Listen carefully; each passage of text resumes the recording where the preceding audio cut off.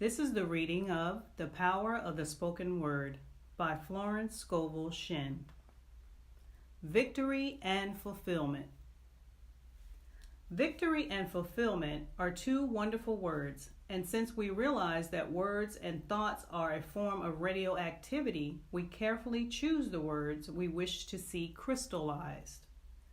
Life is a crossword puzzle. The right word gives you the answer. Many people are rattling off destructive words in their conversation. We hear them say, "I'm broke, I'm sick." Remember, by your words you are justified, and by your words you are condemned. You are condemned by them because they do not return void. Change your words and change your world, for your word is your world. You choose your food, and the world is now calorie conscious. People no longer eat buckwheat cakes, beefsteak, potatoes, pie, and 3 cups of coffee for breakfast. To keep down weight, they eat dry toast and orange juice. This is tremendous discipline, but they are working for results. Why not try a diet of the right words? For you are literally eating your words. That is the value of the affirmation. You are deliberately building up a constructive idea in your consciousness. Your consciousness may be crammed and jammed with destructive ideas, but continually making a statement of truth will dissolve these negative thought forms. These thought forms have been built up from your own vain imaginings. Perhaps as a child you were taught that life was hard, happiness fleeting, and that the world was cold and unfriendly. These ideas were impressed upon your subconscious, and you found things just as they were predicted. With a knowledge of truth, all these external pictures may be changed, for they are only pictures, which change as your subconscious beliefs change. When I tell people about the power of the word and that words and thoughts are a form of radioactivity and do not return void, they say, "Oh, is it as easy as that?" Many people like things difficult and hard to understand. I believe that was the reason the amazingly simple teachings of Jesus Christ were forgotten after a few hundred years. People build up creeds and ceremonies which they only half understand. Now in this 20th century, the secret things are being revealed, and we are again having primitive Christianity. Ask, believing, thou shalt receive. We know that our beliefs or expectancies are impressed upon the subconscious and carried out. We might say, if you ask not believing, you will not receive. Faith creates expectancy. This infinite intelligence upon which man draws his supply is called by Jesus Christ your heavenly Father. The Father within, he described as a kind, loving parent desirous of pouring all good things upon his children.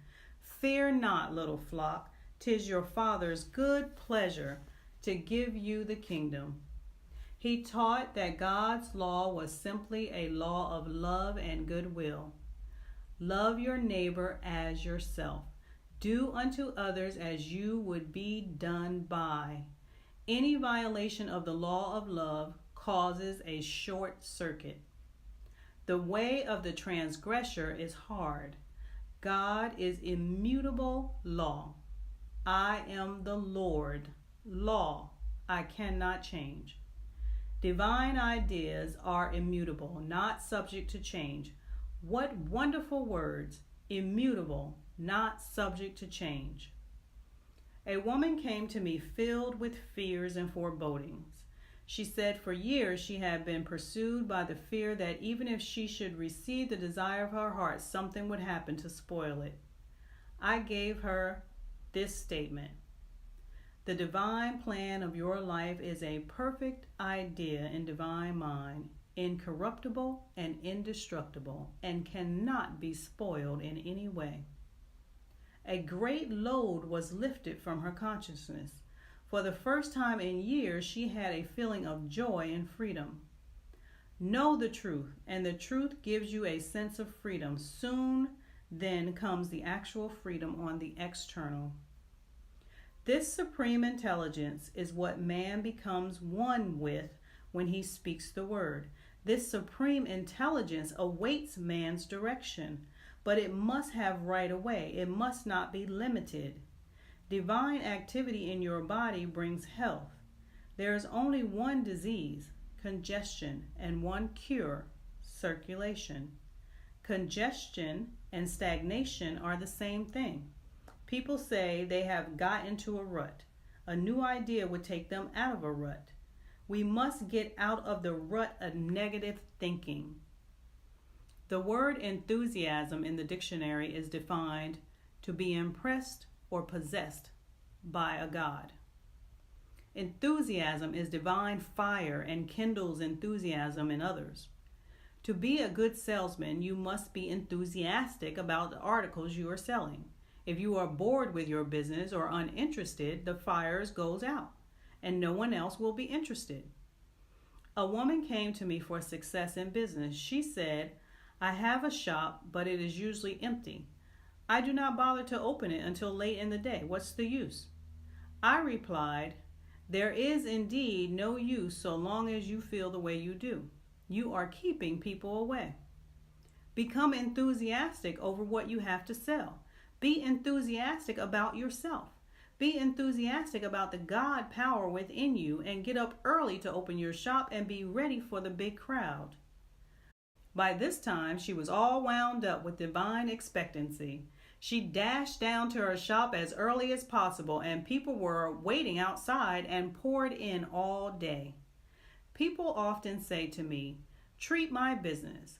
I say, "No, I will treat you, for you are your business." Your quality of thought penetrates every article for sale and all the conditions connected with it. Jesus Christ was divinely enthusiastic about the message he had to bring to the Father within each man. He was enthusiastic about faith. He told the people that whatsoever they asked in his name would be given them. It was a message of asking and receiving.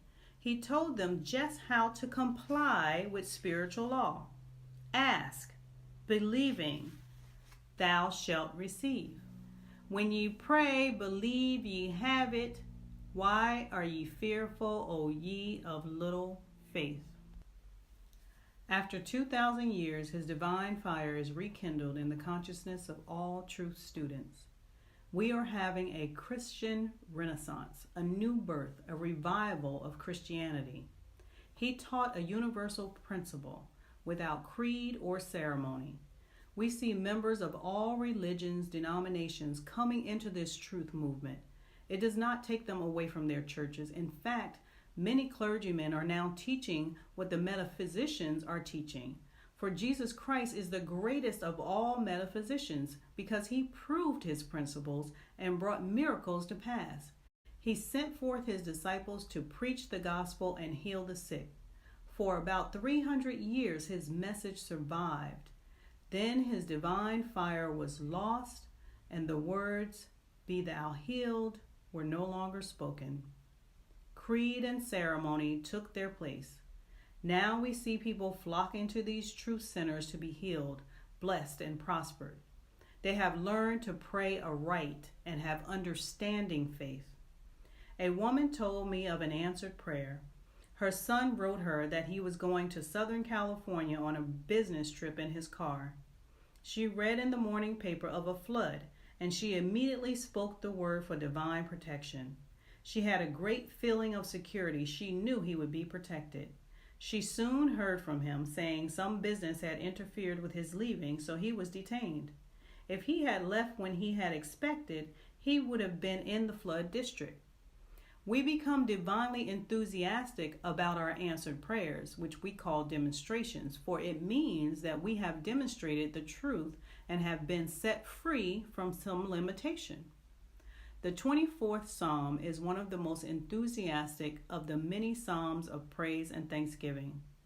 Lift up your heads, O ye gates, and be ye lifted up, ye everlasting doors, and the King of glory shall come in. Who is this King of glory? The Lord strong and mighty, the Lord mighty in battle. The gates and doors symbolize man's consciousness. As you are lifted up in consciousness, you contact the superconscious, the God within, and the King of glory comes in. This King of glory lifts your burdens and fights your battles and solves your problems. The average person has a difficult time letting the King of glory come in. Doubt, fear, and apprehension keep the doors and gates locked against your good. A student told me of a situation which she attracted by negative thinking. She had been invited to a gathering of old and valued friends. It was of the utmost importance for her to be there. She was so anxious to go, she said to herself repeatedly, "Oh, I hope nothing happens to interfere." The day of the reception arrived, and she awoke with a terrific headache. At one time, she had been subject to these headaches, going to bed for several days, but she had not had one for many years. Her doubts and fears had attracted this disappointment. She called me up and said, "Will you please speak the word that I will be well by evening to go to the reception?" I replied, "Why, of course, nothing can interfere with God's perfect plan." So I spoke the word. Later, she told me of her miracle. She said in spite of the way she felt, she prepared to go. She cleaned her jewelry, got her dress ready to wear, and attended to every detail, though she felt scarcely able to move. Very late in the afternoon, she said she had a peculiar sensation as of a fog lifting in her consciousness, and she was perfectly well. She went to the reception and had a wonderful time. I believe that the healing might have come more quickly had she not said, "I want to be well by tonight." We are continually limiting ourselves by our words. So not until night was she perfectly well. By your word you are justified, and by your word you are condemned. I knew a man who was the center of attraction wherever he went, because he was always enthusiastic about something. Whether it was about shoes, clothes, or a haircut, he enthused others into buying the same things. He did not gain anything material by it. He was just naturally enthusiastic. Someone has said, if you want to be interesting to others, be interesting in something. An interested person is an enthusiastic person. We often hear people say, "Do tell me what you're interested in." Many people are without vital interest and are hungry to hear what other people are doing.